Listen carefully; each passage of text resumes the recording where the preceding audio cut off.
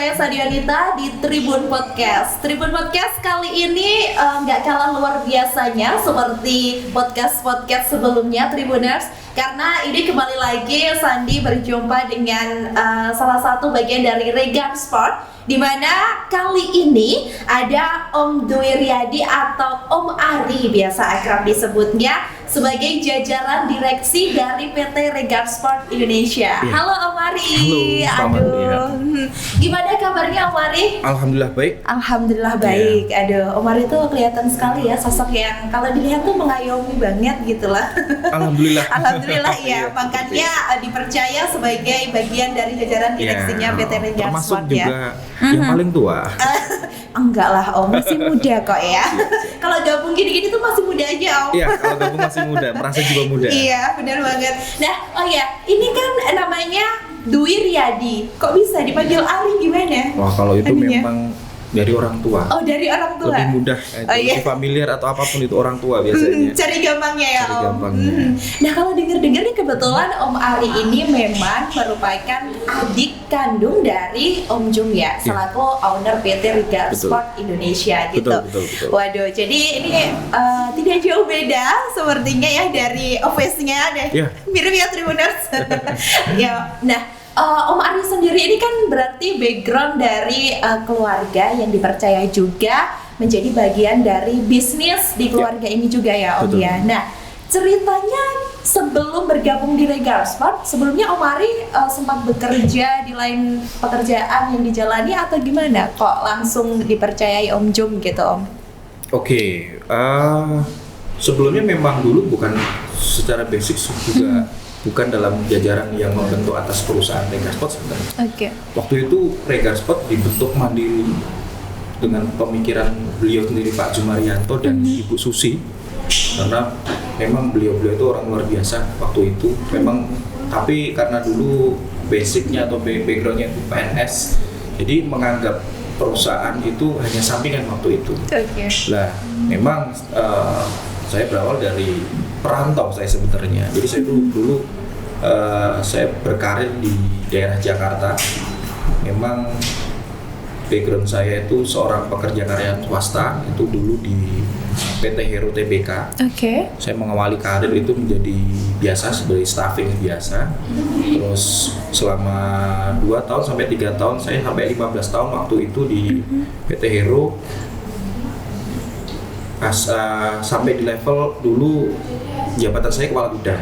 Kepala gudang. Jadi memang kulturnya itu memang kita berkaitan dengan banyak orang sebenarnya, dengan nasabah, dengan konsumen atau apapun itu sebenarnya. Terus di 2017 sebenarnya dari beliau Pak Jung komunikasi waktu itu mulai aktif, mulai merasakan bagaimana bisnis itu cara pandang dari bisnis keluarga, beliau mulai membangun dari sisi keluarga. Coba dikomunikasikan gitu. Gimana kabarnya? Seperti biasa lah.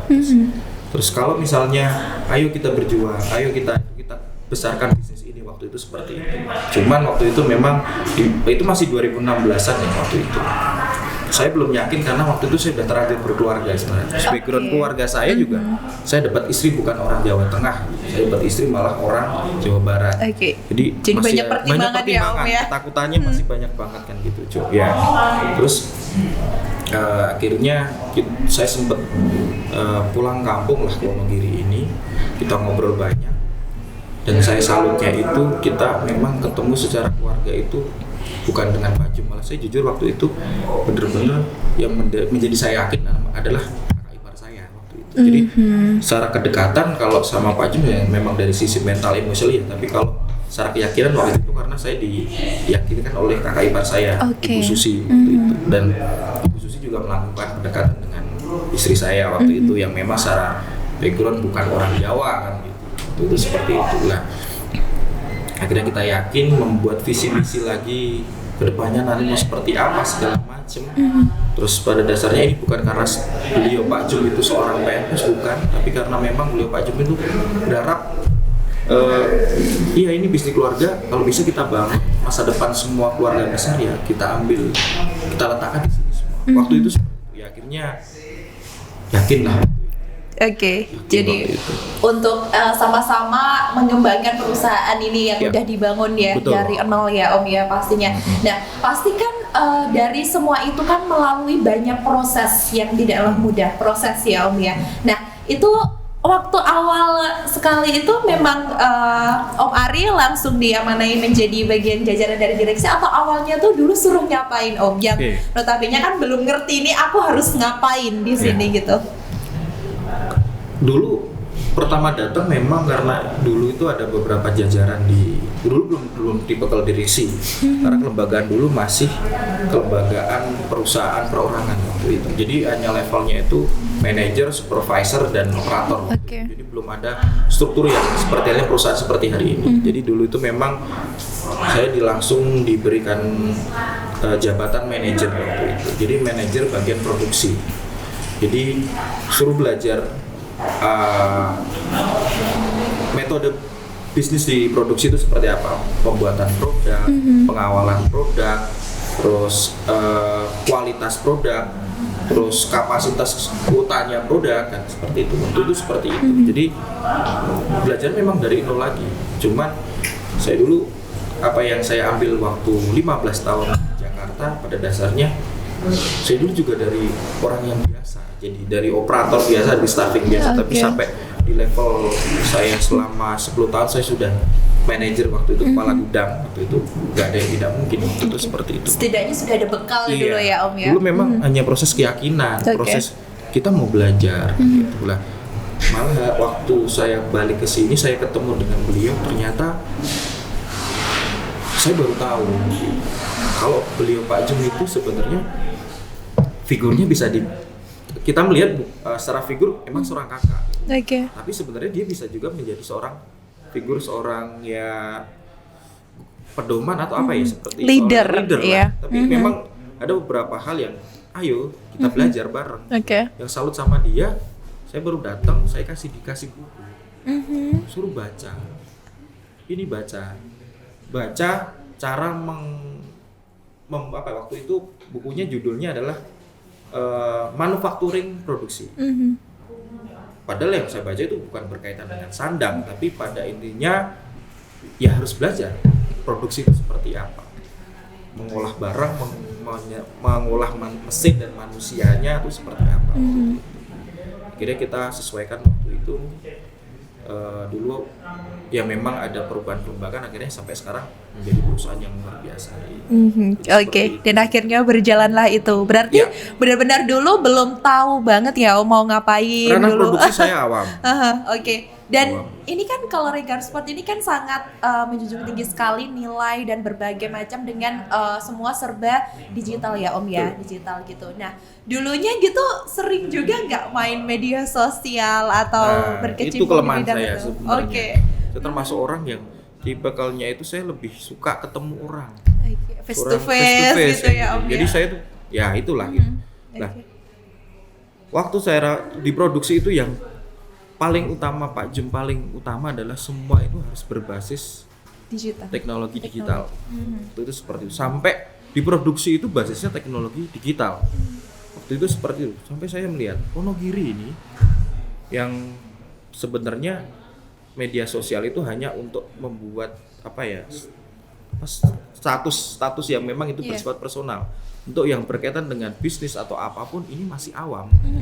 Waktu itu seperti itu. Terus tapi ternyata banyak hal yang memang Pak Jum itu secara keyakinan bahwa ini kalau tidak menggunakan dengan media digital atau apapun itu, perusahaan ini akan seperti perusahaan konvensional seperti biasa. Seperti halnya perusahaan-perusahaan yang memang ini hanya membuat produksi, dijual ke pasar dan segalanya.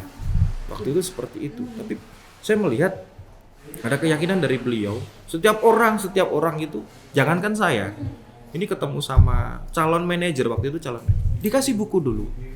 Saya ingat dulu itu ada nanti ada itu satu direksi nanti. Dikasih buku juga, baca. Jadi Pak Jum itu baca dulu, udah paham baca. Jadi kayak kita harus menyamakan frekuensi dulu. Jadi kalau kita ketemu, kita samakan frekuensi dulu. Kalau udah sama frekuensi, ya kita mau apapun paham. Jadi harus ada ilmunya dulu, baru diterapkan ya Om jadi, ya. akhirnya ya yakin digital, teknologi digital itu ya kalau mau berkembang cepat pesat ya gunakan ini. Oke. Intinya seperti itulah. Bagian kita adalah waktu itu ya, kita harus membentuk banyak produk sehingga itu menjadi database kita sebagai modal yang kita bisa tawarkan di situ. Entah itu produknya, entah itu proses caranya, entah itu keunggulan apapun kita masukkan di situ. Waktu itu seperti itu. Oke. Dan akhirnya semua hal yang sudah diterapkan dan diperoleh dari Om Jum itu membentuk seorang Om Ari seperti sekarang ya, adik yang seperti sekarang. Dan jujur saya dulu sebenarnya kalau kurang pede ya. Oke, masa sih Om? Kurang pede dulu. Jadi memang ini merubah karakter ya sebenarnya. Jadi waktu itu memang saya ketemu banyak pihak yang di luar pikiran saya, ketemu dengan pimpinan cabang perbankan, ketemu dengan pimpinan perusahaan yang memang berbasis supplier mesin, ketemu dengan beberapa instansi di birokrasi yang seperti hal itu. Dulu saya belum siap waktu itu, tapi pada akhirnya mau nggak mau ya harus seperti harus itu. Seperti itu. Iya, Okay. ya itu kita hanya melihat dari figur beliau sih sebenarnya. Oke. Nah, kalau melihat sosok Om Jum dari kacamata Om Ari sendiri di luar pekerjaan ya, kalau sebagai kakak itu dulu gimana sih Om? Kalau Om Jum sendiri? Kalau melihatnya sih simpel sebenarnya. Dia tuh orang yang mentalnya kuat, keras kepala. Oke. Keras kepala. Tapi ada satu hal kenapa dia bersifat seperti itu. Karena dia ingin orang sekelilingnya itu berhasil. Jadi dia berpikir kalau saya bisa berhasil, saya akan membuat efek orang yang di sekitar saya juga akan berhasil. Karena sampai detik ini pun saya melihat tidak ada dari keluarga, jangankan keluarga inti ya, keluarga besar pun sebenarnya merasakan atas efek yang hari ini kan. Jadi wajar kalau orang hari ini tuh mempunyai ambisi, mempunyai karakter yang seperti itu karena niatnya bukan buat dirinya sendiri. Jadi banyak hal yang bisa ditularkan, banyak hal yang bisa berefek dari entah itu saudara, entah itu juga hanya pertemanan atau apapun. Beliau kan orang yang selalu motivasi tapi juga selalu memberikan kesempatan, selalu memberikan beberapa ayo kita belajar, misalkan ada ini proses ini bisnis lain yang tidak berkaitan dengan ini. Oke lah, bertukar pikiran, kita kaji. Dan jujur di momen-momen itu seperti itu bertemu dengan tamu, teman atau apapun saya selalu ada gitu. Jadi saya bisa melihat figur langsung dan saya juga kaget gitu. Ternyata kakak saya itu sebenarnya orangnya itu visionernya luar biasa. Deket banget nggak sih dulu waktu kecil itu? Enggak, malah nggak. Sering berantem nggak Om? Kalau berantem malah kita sama-sama introvert ya Pak. Saling Diam-diaman gitu. Oke. Iya, karena karakternya beda. Biasanya kalau dulu berantemnya ngapain nih? Rebutan mainan atau apa gitu? Enggak ya malahan. Karakternya itu kita kalau sudah tidak cocok, udah diam semuanya. Tiba-tiba diam gitu. Tiba-tiba diam. Jadi udah diam sampai memang diam kan gitu. Tapi terus baikannya tiba-tiba baikan juga gitu? Ya baikannya karena waktu. Oh karena waktu, iya. Karena waktu. Oke. Ya salah satu ya memang waktu. Tapi ya itulah kami kan gitu. Kalau istilah Jawa kan, Pak Jum kan Jumat Wage, saya Senin Wage. Sama-sama Wage itu bertentangan ya. Jadi seperti itu. Jadi meski kakak adik tapi sekarang udah nggak berantem ya Om di perusahaan? Kalau istilah berantem itu kan hanya dari pola apa ya, kita kan punya beberapa kan punya cara berpikir yang berbeda. Tapi adanya kalau untuk perusahaan kita beda pendapat gitu ya, wajar ya. Wajar. Tapi kalau untuk visi misi ya kita harus sepakat. Gitu. Oke. Penasaran kalau manggil Om Jum kalau di rumah sama tempat kerja ada bedanya nggak Om? Nah itu yang saya sering kikuk kan gitu. Gimana tuh? Saya terbiasa dari zaman kecil panggilnya Mas Jum kan gitu. Oke. Terus nanti kalau ada tamu saya kikuk gitu. Saya pasti kalau saya manggil beliau owner kan gitu. Saya owner Pak Jum kan. Gitu. Tapi kalau di keluarga tetap panggilnya Mas Jum. Kan harus tetap profesional ya Om ya, karena di ranah kerja sama di rumah pasti beda ya. Oke. Nah, melihat perkembangan PT Regal Sport sendiri yang sudah luar biasa sekali Om, bahkan semakin ke depannya teknologi yang dikembangkan juga luar biasa meluas sampai dikenal dengan berbagai inovasi, kreativitasnya yang luar biasa, nggak cuma jualan produksi sandang dan lain sebagainya gitu. Nah, dari sisi keluarga sendiri melihat perkembangan Regar Sport ini, apakah juga banyak sih Om yang mungkin join di Regar Sport juga, atau pendapatnya gimana soal Regar Sport dari sisi keluarga? Kalau dari sisi keluarga sih sebenarnya awalnya belum siap. Jadi dulu tuh Pak Jum sampai mengukur di ranah keluarga itu kesiapan untuk menjadi orang sukses itu ada tahapnya. Sampai join atau segala macam juga belum siap waktu itu kan seperti itu. Tapi pada akhirnya hari ini karena nilai manfaatnya luar biasa, dari keluarga besar saya juga punya, kalau adik sepupu saya juga bergabung di sini, adik sepupu yang lain juga bergabung di sini. Jadi intinya sih hari ini walaupun ini memang inilah keluarga besar, terus kita juga dapat menemukan banyak keluarga-keluarga di sini. Jadi orang-orang yang karyawan kita anggap keluarga. Jadi kalau melihatnya ya kita melihat hidup di sini itu seperti hidup di keluarga sebenarnya. Jadi kita saling mempengaruhi aja yang positif sebenarnya itu. Jadi kalau keluarga besar sebenarnya hanya melihat hanya melihat gimana ya, kalau keluarga besar kan memang yang paling muda kan di generasi saya. Di bawah saya kan generasi masih lebih muda lagi. Jadi melihatnya sampai ya inilah nanti kita suatu saat juga akan, anak-anaknya juga akan di sini semua. Jadi pengembangan Regar Sport sampai nanti seperti apa bisnisnya, kita akan mulai dari keluarga kita sampai seperti itu sih sebenarnya. Jadi menerapkan bisnis keluarga juga ya Om ya, dengan saling support pastinya. Dan memunculkan beberapa kesempatan bukan hanya di bisnis yang hari ini. Seperti itu. Nah, kalau suka dukanya apa sih Om? Mungkin hal yang berkesan gitu. Dulu waktu mungkin berjuang bareng sama Om Jum gitu. Apa deh suka atau dukanya? Suka dukanya dari tahun 2018 sampai tahun 2020. Berangkat pagi jam 8, pulang jam 9, datang jam 11, pulang jam 2. Jadi tidur di rumah itu cuma sekitaran 5-4 jam. Jadi dulu memang, ini saya nanti berkaitan dengan kenapa hari ini bisa. Karena dulu memastikan orang, mesin, proses segala macam gitu kita harus melihat. Tapi hari ini kita sebenarnya bisa saja nggak masuk. Karena memang yang kita bangun hari ini adalah bisnis yang terkawal oleh sistem. Jadi memang Pak Jum itu kita harus membuat suatu bisnis yang memang secara pengembangan itu cepat, tapi juga menjamin kemudahan di proses hidup kita. Akhirnya hari ini kan semua by sistem. Jadi kita cek ini bermasalah di mana, ini karena sistem sudah terrecord. Oh ini masalah, oke masalahnya oleh siapa? Semua ada di situ. Jadi dulu itu memang kita berjuangnya karena saat membangun sesuatu, tapi kita juga membuahkan suatu sistem yang mudah untuk hidup kita nanti kan gitu. Jadi suka dukanya adalah bagaimana cara kita mengawal dulu itu, karena sudah juga membangun sistem. Saat sudah sukanya itu hari ini saya melihat dulu itu luar biasa gitu. Jadi kalau kita bisa dibayangkan dulu itu produk karena 10 hari siap kirim misalkan seperti itu, hilang satu piece karena itu milik konsumen, itu menjadi beban banget karena tanggung jawabnya walaupun itu cuma nilai harganya itu kalau 100.000 baru dibayar 50.000, tapi tanggung jawab banget.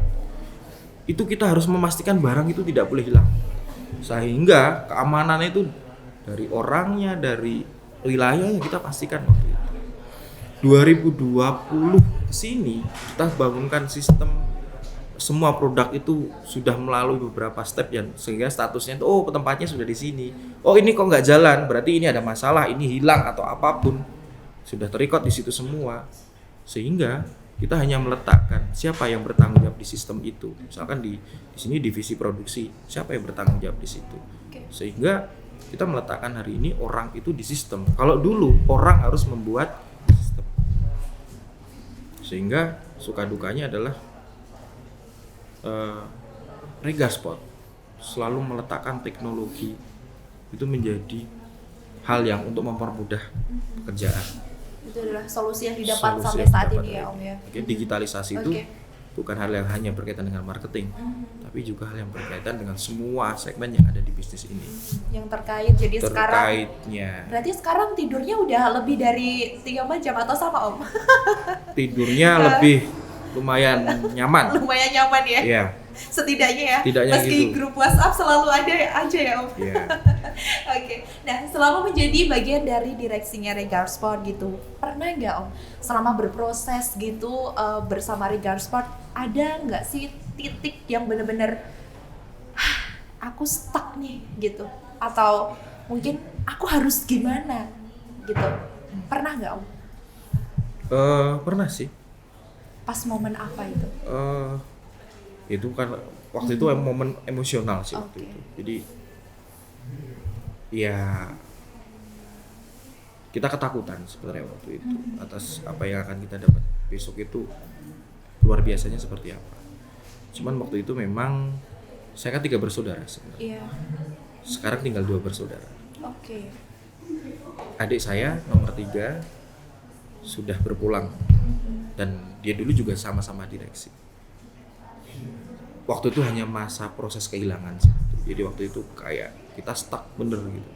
Karena ya terlalu cepat dan waktu itu momennya sangat tidak diduga.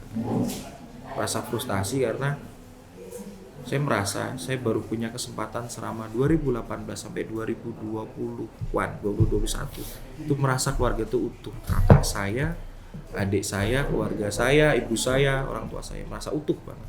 Karena memang dari Regar Sport ini semua keluarga ngumpul. Tapi di momen terakhir di pasca adik saya tidak, menjelang adik saya tidak sampai adik meninggal dunia atau wafat, itu frustasinya waktu itu luar biasa. Tapi pada akhirnya ternyata hari ini saya melihat gitu, lebih baik dikumpulkan suatu saat, berpisah itu lebih siap.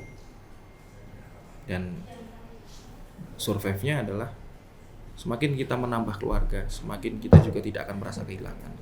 Di banyak hal seperti itu sebenarnya. Oke. Dan akhirnya Om Ari dan Om Jung mampu untuk mewujudkan eksekusi Iya. mimpi itu tadi ya Om, Iya. yang seperti kita ketahui Betul. bahwa Regar Sport selalu mungkin menuntut karyawan semua untuk memiliki keinginan mengeksekusi mimpi itu. Betul. Sebenarnya apa sih Om eksekusi mimpi yang diinginkan oleh Regar Sport gitu untuk semua yang bergabung ke Regar Sport? Ya kalau eksekusi mimpi itu sebenarnya hanya meletakkan dari sisi kemanusiaan dari beberapa orang yang terlibat di sini itu benar-benar nilai manfaatnya sih seperti apa. Jadi mengukur nilai manfaat itu hanya jangan sekedar berkait di sini dan menghasilkan gaji di sini, Oke. tapi memanfaatkan dari semua apa yang ada di sini untuk meletakkan mimpi itu setinggi-tingginya. Jadi kalau misalkan saya misalkan saya seorang manajer, saya harus mendapatkan nilai lebih dari hanya gajinya, sehingga saya bisa meletakkan mimpi saya di jangka panjang. Misalnya saya pengen rumah secara acuan itu mau 10 tahun 15 tahun.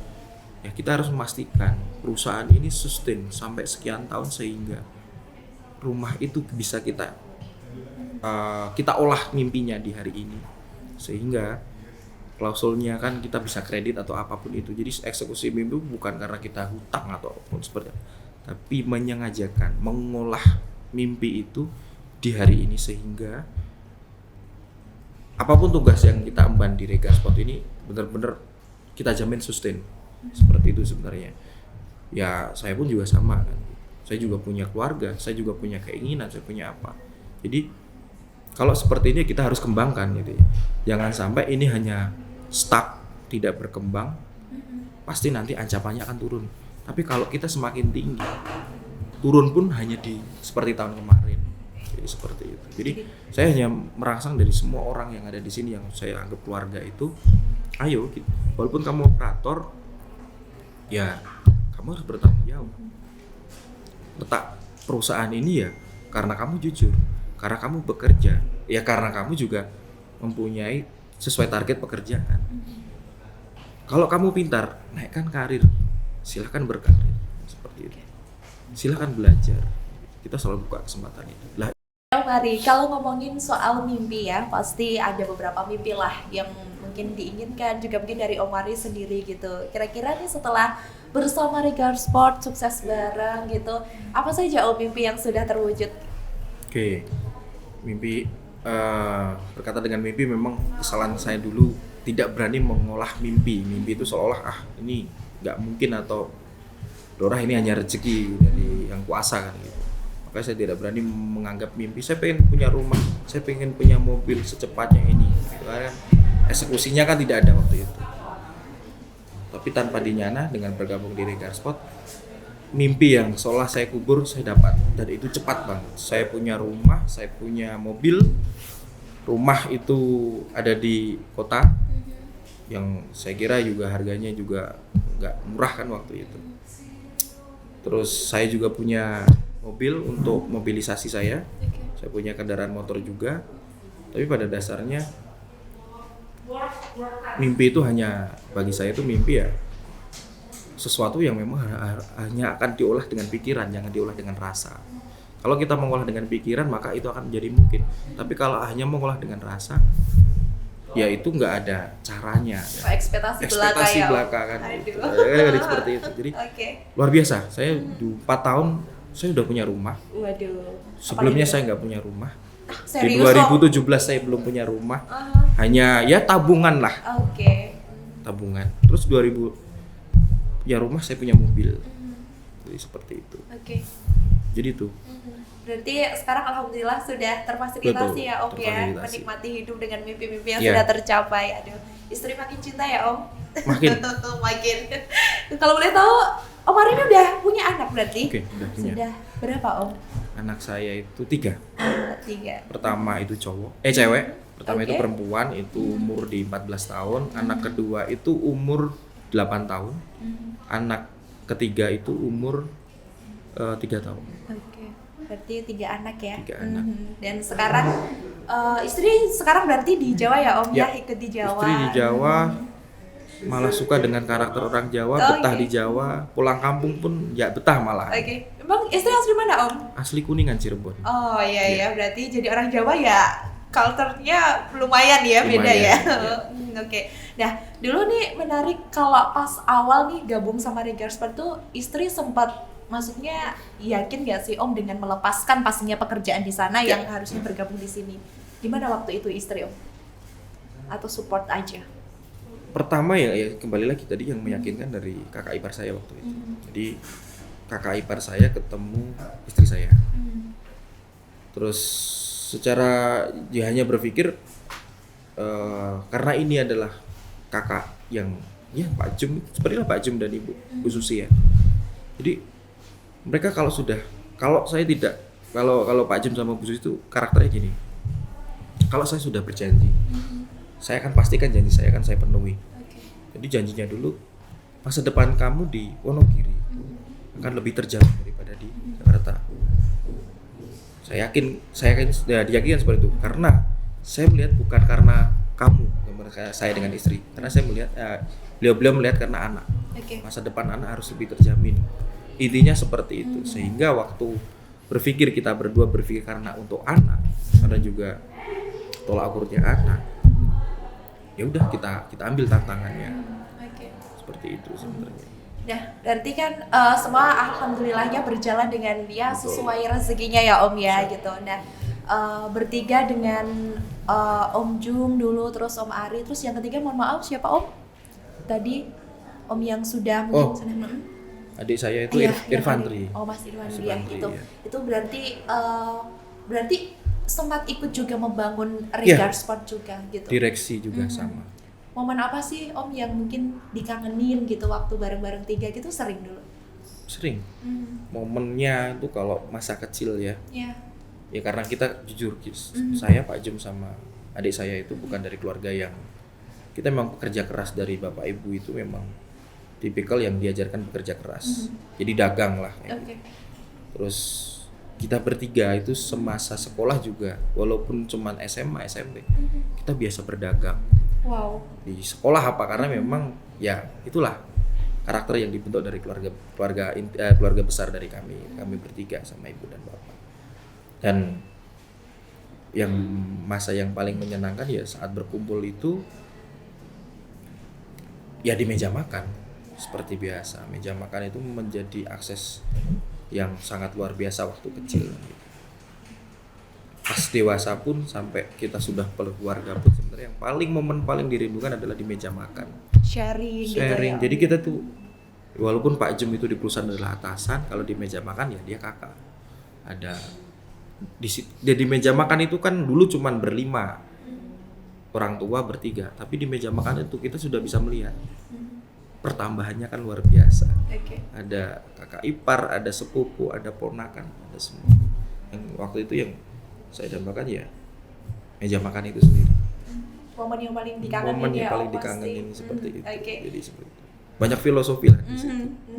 Di situ diyakini juga, dan saya juga yakin pasti almarhum sangat bangga sekali memiliki kakak-kakak yang luar biasa, sudah berdiri sejauh ini mengembangkan Regar Sport gitu.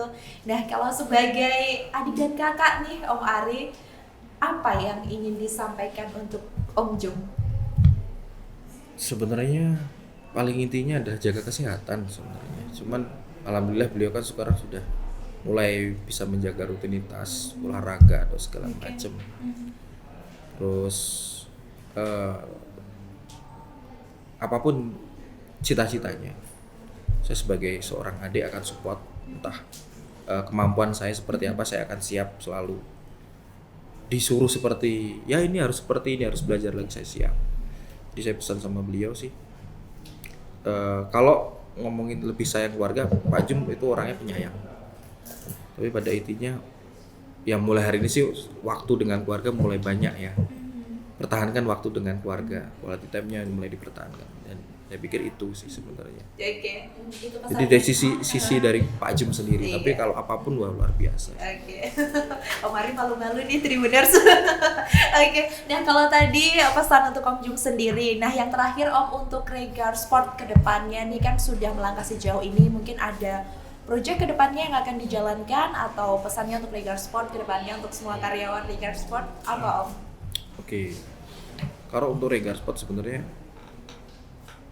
suatu perubahan. Setiap tahun kita selalu melakukan perubahan.